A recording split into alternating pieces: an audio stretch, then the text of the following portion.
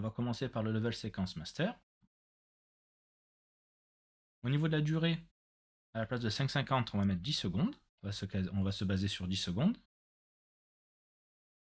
La tête de lecture, elle est à 0, on va la mettre à 10. Comme ça, on va définir la fin en cliquant sur cette icône. On est sur 10 secondes. On a le shot numéro 1. On est sur 5 secondes. Pareil, on va le passer à 10. La tête de lecture, on la met à 10. Et on fixe la fin à 10. La fin de la timeline ne se fixe pas à 10 parce que dans le séquence master, on l'a fait s'arrêter à 5. Il faut l'étendre au niveau du séquence master. Là, je la déplace. Maintenant, on est bien à 10 secondes. Je vais sauvegarder. Je vais appuyer sur G dans le viewport. Comme ça, on va avoir notre caméra. On a dit qu'on passait vers X. Alors le rig rail, pour l'instant, on va sélectionner le dernier point. On le supprime en appuyant sur Sup. J'ai juste un petit plantage, donc du coup, je redémarre à ce niveau-là. Comme on a dit tout à l'heure, je supprime en appuyant sur Supprime. Et si on regarde, quand on sélectionne le dernier point, on n'est pas aligné sur l'axe X. Le gizmo est légèrement désaxé. Quand on a sélectionné le rig rail, on va voir les différents éléments qui composent le rig rail, et notamment le rail spline. Dans le rail spline, on peut sélectionner les points indépendamment. Donc si je clique sur ce point-là, je vais avoir ses positions. Et on voit, en Z, il monte un tout petit peu, on va le passer à 0. Et en Y, donc Y qui est l'axe vert, il est un petit peu décalé, donc si je bouge sur l'axe vert, on voit la valeur ici bouger, je le passe à 0. Donc là, on est parfaitement aligné. Ça permettra plus tard vraiment d'ajuster s'il y a des petits soucis au niveau des alignements. On peut directement passer au niveau du caméra rig par ces paramètres ici. Alors on va les tirer. Que sur l'axe X, je vais mettre 1000. Ah oui, c'est vrai que ce sont des centimètres, ce ne sont pas des mètres comme Houdini. Ouais, j'ai marqué 10 000. Voilà. Je vais sélectionner un premier astéroïde. On va le mettre à peu près ici. Après, je vais repasser dessus et on va mettre les bonnes valeurs. On commence à créer notre layout. Alors c'est le layout principal, c'est vraiment là où la caméra va passer à côté. Je sélectionne la caméra, je passe en vue cam 01. Je sélectionne le rig rail. Si j'appuie sur G, il disparaît, mais j'ai toujours le rig rail de sélectionner. Donc si j'avance, je vais sortir de la caméra. Je rappuie sur G. Alors on va le positionner ici. On va se placer en vue caméra. J'appuie sur G. Ensuite, on va aller dans Windows. On va avoir Viewport. On va afficher un deuxième viewport. Mettre ici. Il faut cliquer juste sur l'onglet de la fenêtre. On va le dock juste à droite. À ce niveau-là. Comme ça, on va avoir une vue caméra. Et ici, on va pouvoir positionner nos astéroïdes. Ce sera beaucoup plus pratique. Pour l'instant, on peut fermer le séquenceur. Pareil pour le dock. Alors pour le rig rail, je le positionne à 0. Maintenant, je vais positionner les premiers astéroïdes devant. On va essayer de faire passer la caméra au travers. Bon, je prends le premier. C'est un petit peu fastidieux, mais une fois qu'on a notre animation, que les astéroïdes sont calés, ça ira beaucoup plus vite. Il faut bien sélectionner le caméra rig rail, sinon on n'a pas les options current position. Alors pour le rig rail, c'est ma faute. Alors j'ai en location 0, on va le mettre en 000, ça c'est totalement ma faute. On va le remettre en 000. J'ai pas fait attention. Du coup avec le crash, je voulais le mettre et j'ai complètement zappé. On va juste décaler l'astéroïde. Pour le premier astéroïde, on va le mettre à cette position, à ses coordonnées, en location X, Y, Z. On va vraiment mettre ces coordonnées-là, pareil pour la rotation reste à 0, pour que la caméra puisse passer à l'intérieur. Ensuite, pour le rig rail, donc je sélectionne le rig rail. Alors, la distance du rig rail est peut-être un peu longue, donc si je prends le spline control, je prends un dernier point, À 10 000, ça fait loin. Je vais mettre à 5 000 plutôt, ce qui va permettre d'avoir un peu plus de manœuvre. Après, on le réarrangera. On va essayer de faire une cinématique sur 10 secondes pour commencer. Voilà, j'ai déjà plus de marge de manœuvre. Ensuite, le deuxième. Alors, je vais prendre le deuxième astéroïde, on va prendre le gros. Je le positionne rapidement et je vous donne les coordonnées.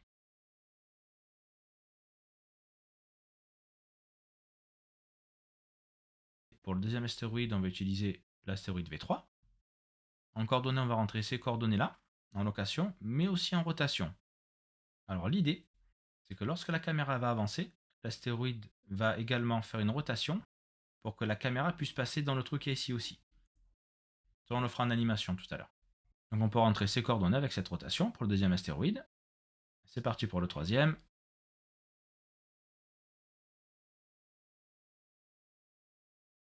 Donc pour le troisième, on peut rentrer ces valeurs, location et rotation. J'utilise l'astéroïde V0. Pour le quatrième,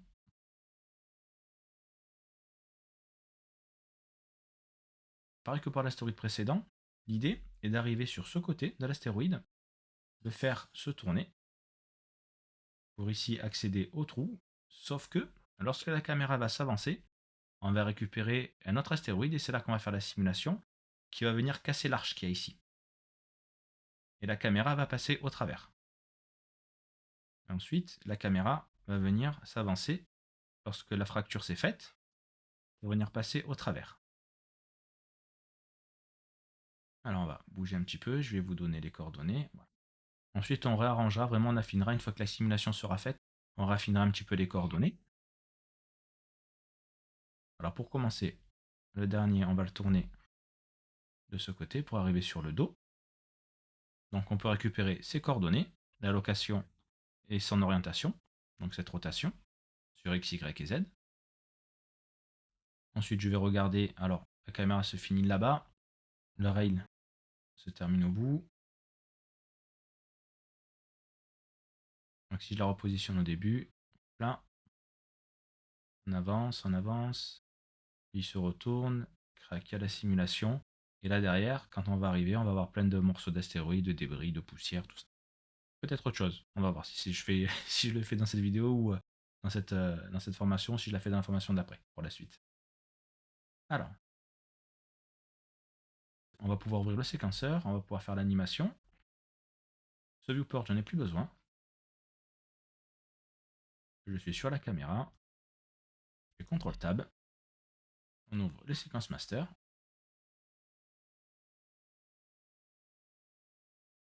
On va aller dans le shot numéro 1. On est bien sûr 0, 24 fps. Alors ici, la clé automatique, on va l'enlever. Non, on va pas le laisser, on va l'enlever. On va cliquer sur Rig Rail. On va aller l'ajouter. Add Track. Caméra Rig Rail. Et ensuite, on va prendre la cam 1 et on va venir l'ajouter aussi. Add Track. Add to Sequencer cam 1. Et je ne l'ai pas dit, c'est vrai que tout à l'heure, quand on importe une caméra, il crée aussi une piste caméra cut. Alors dans la caméra Rig Rail, on va ajouter la current position, c'est ce qu'on va animer. On peut soit cliquer ici, donc il va ajouter automatiquement dans la caméra Rig Rail, c'est comme si on cliquait sur le plus et on va sélectionner ce que l'on va ajouter. Donc, je vais cliquer sur le plus ici. Voilà, et il m'a ajouté current position on rail. On a le même menu ici, mais il faut trouver après dans les sous-menus que l'on va ajouter. Donc là, on a 0, il est à 0, parfait, il est à 0 ici. On va mettre la tête de lecture à la fin. Et on va avancer le current position on rail. Là, il a explosé. Le dernier, on a passé le dernier.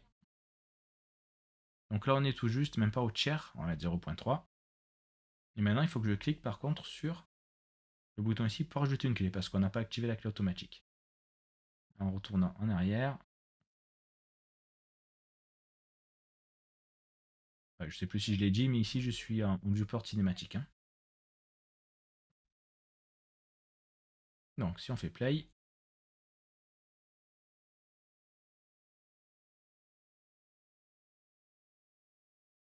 super. Et on voit l'animation au début, elle commence doucement pour accélérer. Parce qu'on est en cubique. Alors, je vais afficher les courbes. Si je vais dans la caméra Rig Rail, en position on rail, On voit ici, c'est le cubique qui fait ça. Il accélère doucement. Donc je peux sélectionner les deux. Je fais clic droit. Et là, on est en auto. On va passer en linéaire. Pas en constante, mais en linéaire. Constante, il va changer de valeur directement. Il va passer de 0 à 1 directement. Il va faire un escalier. Tac, tac. Donc là, l'accélération est constante. Je sauvegarde. Je vérifie. Ah, super, il part vite.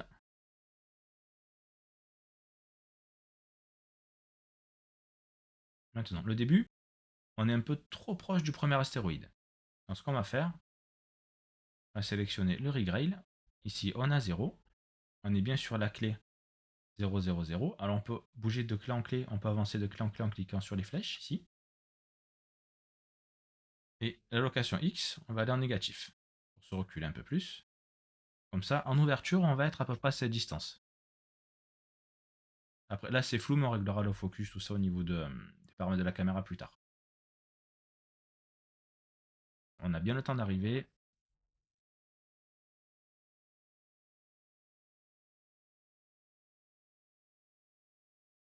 Voilà, et quand on arrive à la fin, donc je vais sur la dernière keyframe. Là on est à 0,3 et je vais le mettre à 35. 0,35. Pour avancer un peu plus. À partir de là, on va bloquer notre animation. On va avoir une première cinématique. Donc la caméra, elle est fixe, elle bouge plus pour l'instant. Du moins sur les 10 premières secondes, la caméra, le shot 1, la cam 1, elle bouge plus dans ce séquenceur. Donc pour éviter tous les accidents, dans caméra rig rail, je fais clic droit, transform, on a lock actor movement. Donc on ne peut plus la bouger à la main. Pareil pour la caméra. On ne peut plus les bouger à la main. Ça évite les accidents et j'en parle dans la souffrance. Une mauvaise manip et l'animation est toute cassée. Prochaine étape, on va faire une rotation au deuxième astéroïde. Donc on est ici, très bien. Donc on va repartir à 0. J'ai sélectionné le deuxième astéroïde. Donc c'est l'astéroïde V3. On va l'ajouter à notre séquenceur. Add to séquenceur. Donc vu qu'il est sélectionné, il me l'affiche automatiquement en premier. Donc il me l'a ajouté ici. Alors, on va juste arranger dès le début. Je vais faire clic droit sur l'espace vide Add Folder. Je vais le nommer astéroïde. Et je vais mettre le static mesh astéroïde à l'intérieur. Je crée un deuxième dossier. Je vais le nommer cam. Et je mets la caméra et le rig rail à l'intérieur. Au niveau de l'astéroïde, alors je vais mettre astéroïde avec un S. Au niveau des transformes, lui il bouge pas de place, il fait qu'une rotation. Donc on va mettre une clé sur les rotations à ce niveau-là. Donc là on est au tout début. On va avancer. Et quand on va être ici, je vais sélectionner. J'appuie sur E pour afficher le gizmo des rotations. On veut qu'il soit à peu près ici. Par contre, on n'est pas en auto-key, ce qui veut dire que si je bouge le curseur, je perds ma clé d'animation, je perds cette position, cette orientation. Je clique sur la rotation.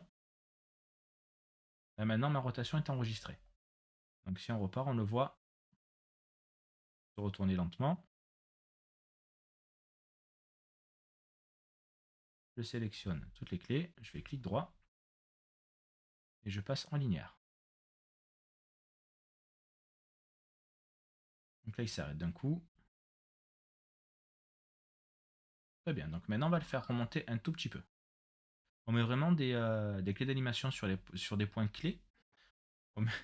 On met des clés d'animation sur quelques étapes, pas partout plein. On en met vraiment le plus espacé possible sur des points clés, comme quand on arrive ici au niveau de l'astéroïde. Et après, on va ajuster.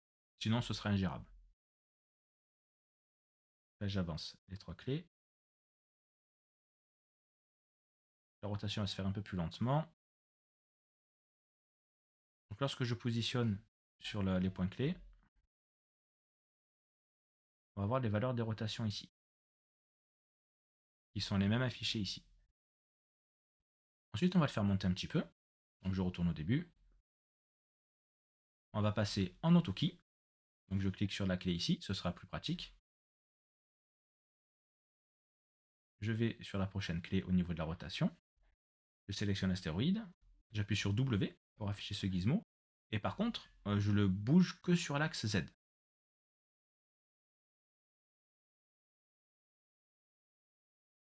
Là, on va avoir ça. Il fait une rotation, il monte un petit peu. Super. Donc là, c'est un peu trop tourné parce qu'on va rentrer à l'intérieur.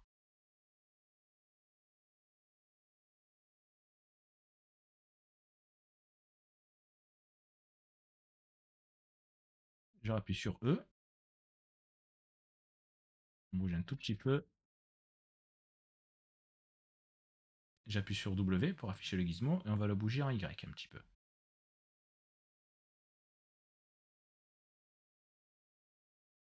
On va le bouger encore un tout petit peu et ça devrait être bon.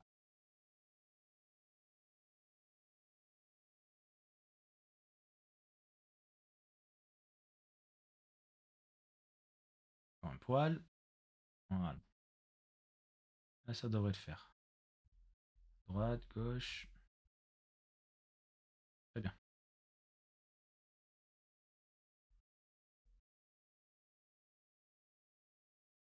Donc là, on voit, il s'arrête de tourner quand il est encore dans le champ de la caméra. C'est pas grave, on va récupérer au niveau de la rotation ici. On va les avancer un petit peu. Voilà, jusque là. Jusqu'à ce qu'il soit hors champ.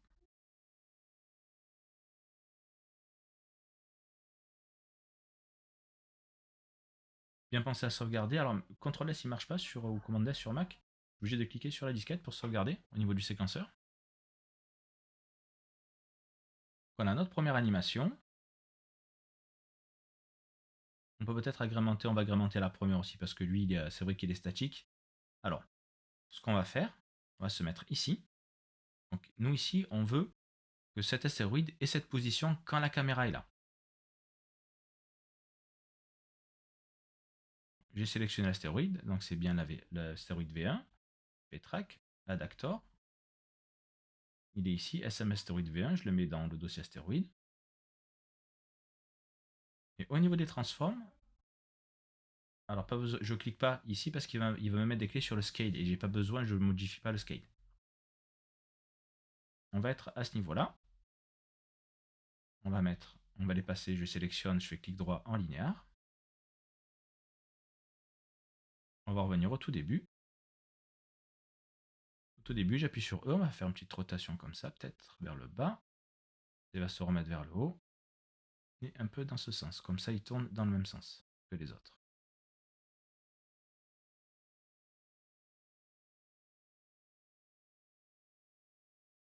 Super. Ensuite, le deuxième. Ce qui me gêne un peu, c'est qu'il tourne vraiment à l'horizontale ou sur un axe vertical. On va l'afficher. Donc pareil.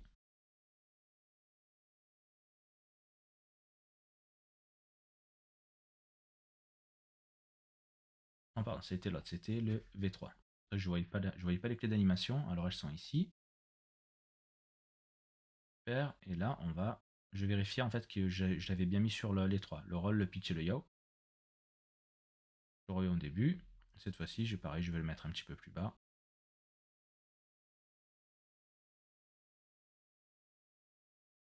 L'important, c'est lorsqu'on arrête, la caméra arrive, qu'on soit vraiment ici. Ça donne un mouvement un peu plus naturel. Comme j'expliquais au début, on met vraiment des clés. Au début, on met un minimum de clés vraiment là où la caméra va passer, où il y a les points un peu stratégiques. Par exemple, tac, là c'est un point stratégique, on met une clé à peu près vers ici. On va avoir un point stratégique, tac, ici, il faut qu'on soit vraiment là pour que ça passe. Donc du coup, tac, après on a décalé les clés parce qu'avec l'animation, ça accrochait un petit peu, ça a frotté un petit peu sur les côtés, on voyait plus l'astéroïde. Ça met vraiment, et après c'est une technique, sinon si commence à mettre des clés partout, on s'en sort pas. Et puis l'animation va faire de la saccadée, va avancer, voilà, c'est pas gérable. Donc le troisième astéroïde, mais je parle beaucoup. Le troisième astéroïde. Alors celui-ci, même punition. On se met là.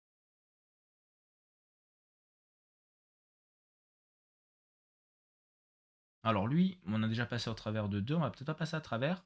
On va le faire se baisser. On va le faire on va le faire redescendre un petit peu. Et nous, ce qui nous intéresse, c'est que lorsqu'on est ici, je souris parce qu'au début, je disais on va pas passer proche des astéroïdes, on passe au travers, finalement. Je sélectionne l'astéroïde, donc celui-là, c'est le V0. Ouais, c'est presque 1 heure du matin aussi, je fatigue un peu. Donc, séquenceur, on va ajouter celui-là. Donc c'est bien le V0, je le mets dans le dossier astéroïde. Donc je le transforme qui est ici. Alors on va partir au début. On va mettre une clé, même si sa position de base va changer au début. Location, rotation. Alors, ça, j'ai pas besoin. Location, rotation, mais pas le scale. On va avancer. Et ici, il va falloir qu'il soit à ce niveau-là à peu près. Pareil, je mets une rotation.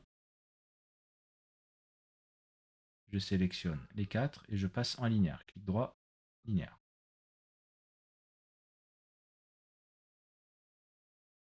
1, 2, 3. Voilà, il descend.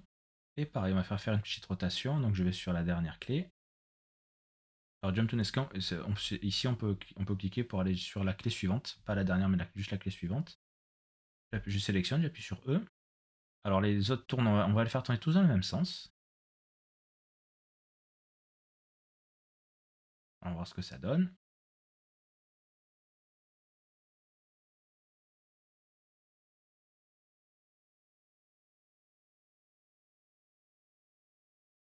C'est pas trop mal. Voilà, pareil. Je vais venir sur la location. Je sélectionne. Alors soit j'appuie sur W, je bouge avec le gizmo. Soit ici sur l'axe Z, je vais le descendre un petit peu plus. De manière à ce que lorsque la caméra va passer, voilà, on va le frôler.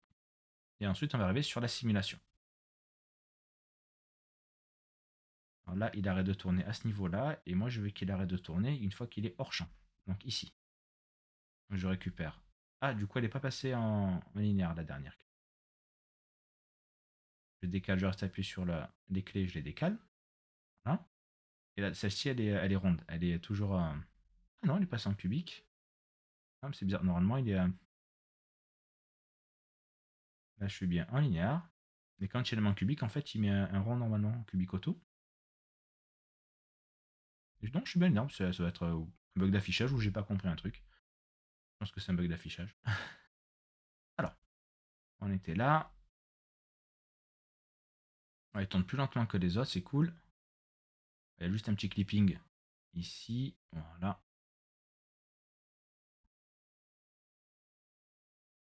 Alors, dernière location. On va le descendre un peu plus. Je vérifie vite fait. J'ai cliqué sur cette clé. Je regarde les interpolations. Elles sont bien toutes linéaires. Elles sont toutes droites. Je sauvegarde. Est-ce qu'on a toujours le clipping? C'est bon.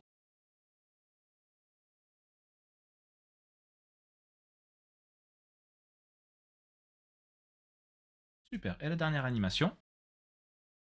J'espère que ça vous plaît. J'essaie d'expliquer en même temps.